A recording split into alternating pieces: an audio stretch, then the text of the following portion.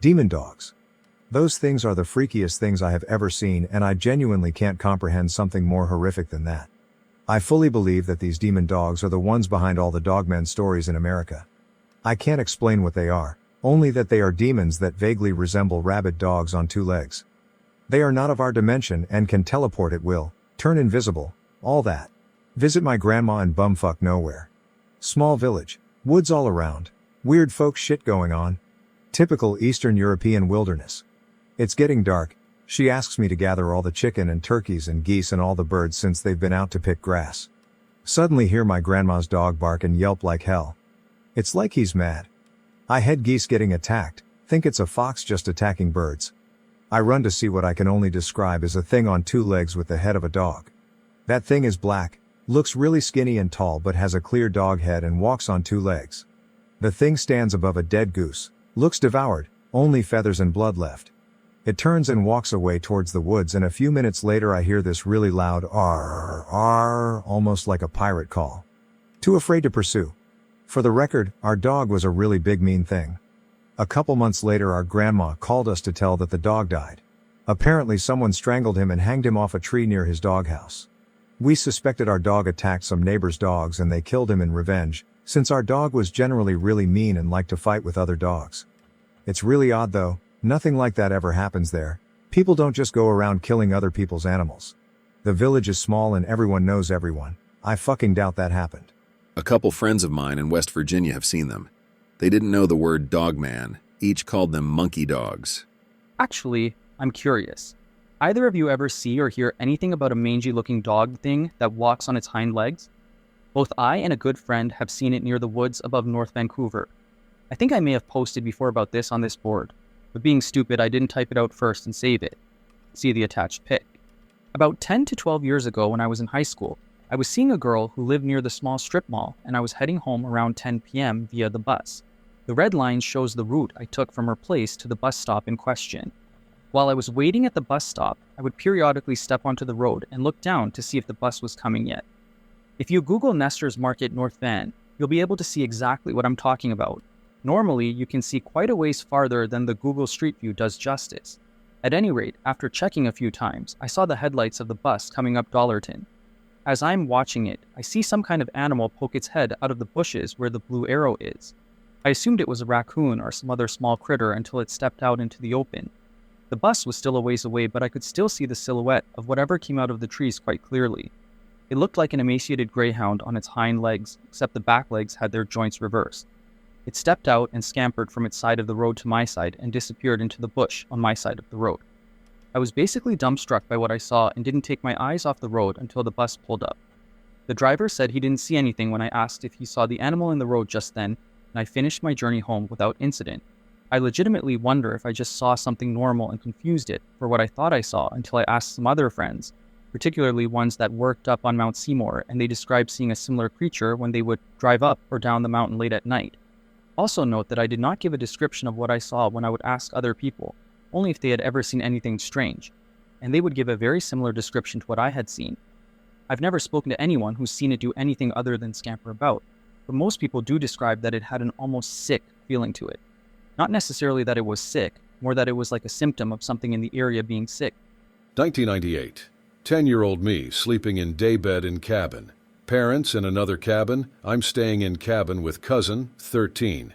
Deep in a woods. Cabin has no power running water, just fireplace and candles. Apparently cousin and my mom saw some weird animal. I didn't see shit. Comfy sleeping. Huge slap on the wall behind me, shakes my bed. Wake up, cousin's eyes wide open, and he's dead still sitting up in bed. Cousin puts out the candle we were using for light. There's a little window, and he looks outside. Freaks out and jumps back into his bed. Whatever, go back to sleep. Wake up and see this gaunt, long arm that's hand looks more like a chimpanzee hand, slowly move up my bed from under it. Can't move my body. Pucker anus.zip. Hand starts choking me, pulls me under bed. I manage to give out a weak yelp and cousin helps me out of under the bed. He's freaking out and so am I. Too scared to go to parents' cabin. We stay up for the rest of the night. Asked him later what he saw. Said he saw a wolf stand up on two legs and smile at him. Asked him if it looked like a werewolf. He said it just looked like a regular wolf that suddenly started to move like a cartoon and was very expressive. Would have passed it off as a waking dream, if not for the fact he said he saw a hand pull me under the bed and whatever skinwalker wolf thing he saw outside. My grandma told me a story about a demon dog in San Cristobal and how it took a priest and almost every man with a gun in town to bring it down. She and her sisters managed to catch a glimpse of the commotion from their balcony and how the beast kept growing in size and burning the stone it stepped on. Well, apparently they heard the commotion going in the southern part of the town. Sometime after, some men told their dad and 2 older brothers to bring their guns to a manor in the southern part over a wild animal terrorizing some women. My grandfather told them to bunker up, but my grand-aunt managed to sneak from the balcony and got the other sisters to see what was happening from the second floor. They caught glimpses of a horse-sized animal engulfed in green flames that kept charging at people as the men followed and tried to shoot it down. They chased it out of sight, but my grandma said she felt sick after seeing it, almost as if it wasn't meant to be seen, in her words. I never meet my granduncles. They died before I was born, but every one of my grandaunts confirm that they also fell ill with fever and night terrors for days after the event. The full story that happened out of sight apparently involved a girl getting pregnant out of wedlock and getting caught after doing a makeshift abortion. Her mother slapped her, and she slapped back. To the recollection of one of the servants in that house, that's when a weird smell came into the house, and a small puppy with hollow eyes was seen in the living room. The animal made weird deep sounds instead of barks, and when confronted by the servants after the mother told them to get it out of sight, it started to grow, and its fur busted into green flames. This is where the accounts from people outside of my family that lived in San Cristobal get weird. Either the daughter and mother faint here and get dragged to safety by an employee, or they try to run away, only to find most of the door handles are scorching hot and can't get away. The beast supposedly just growls and stares as it keeps getting bigger and blazes from red to blue. The screams then prompt people to call for help and get the priest close, while some people grab their guns and try to get into the property. This is about the time my granddad gets told to come there armed. According to what my grandma and my grandaunts tell me, there were about 20 men and a lot of armed servants there, including my grandpa and my 2 granduncles. The beast was holed up inside and already grew to the size of a Clydesdale. The mother and daughter stopped screaming, and that's when the town wielder used his hammer to break some fencing in the left side of the property. Everyone I have talked about this confirms the left side was the one used to enter. It is told the women and servants were catatonic already, and the beast kept making deep, weird growls before the men started shooting at it. They pierced it, and some of its skin fell and went caustic, spilling on the floor. The beast was reportedly unflinching until the priest started praying, and the animal recoiled in what I was told to be almost human voices. The animal tried to charge, but some of the priest helpers dropped some holy water out of shock, and the animal bounced back. The more the priest screamed prayers, the more the animal seemed to be in pain. The men then started shooting at it again, which prompted it to flee from the northern gate after all the doors in the property unlocked at the same time. Some onlookers outside of the property said the animal kept growing. People chased it out first to the north, then to San Isidro riverbank, where it flinched at the church projected shadow and was forced west down the river, where it fell to the chutes and reportedly started dissolving into a weird mass of flesh and fire until there was nothing left. I should visit that place. There is a plot of land where the animal supposedly died, and grass refuses to grow to this day. It's apparently a tourist site for some people that hear the tales. The scary part of this shit is the amount of people that don't change the story. Most folk tales always get a variation, but this shit always got the old locals unnerved. There's always one of the devil dogs, especially Black Shuck from my neck of the woods. Black Shuck, Old Shuck, or simply Shuck, is the name given to a ghostly black dog which is said to roam the coastline and countryside of East Anglia. Accounts of the animal form part of the folklore of Norfolk, Suffolk, the Cambridgeshire Fens and Essex. The name Shuck may derive from the Old English word skooka, meaning demon, or possibly from the local dialect word shucky, meaning shaggy or hairy. Black Shuck is one of many ghostly black dogs recorded across the British Isles, sometimes recorded as an omen of death. For centuries, inhabitants of England have told tales of a large black dog with malevolent flaming eyes, or in some variants of the legend a single eye, that are red or alternatively green. They are described as being like saucers, according to reports. The beast varies in size and stature from that of simply a large dog to being the size of a calf or even a horse. Sometimes Black Shuck is recorded as having appeared headless, and at other times as floating on a carpet of mist. According to folklore, the spectre haunts the landscapes of East Anglia, primarily coastline, graveyards, side roads, crossroads, bodies of water and dark forests. Supposedly, if you see him, you can't tell anyone for a year and a day, or else you'll die.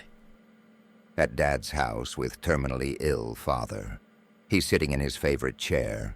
He points to a spot on the floor and tells me there's a dead dog standing there. I ask him, what color is it? Black. He dies a few days later. So yeah, this happened to me years ago.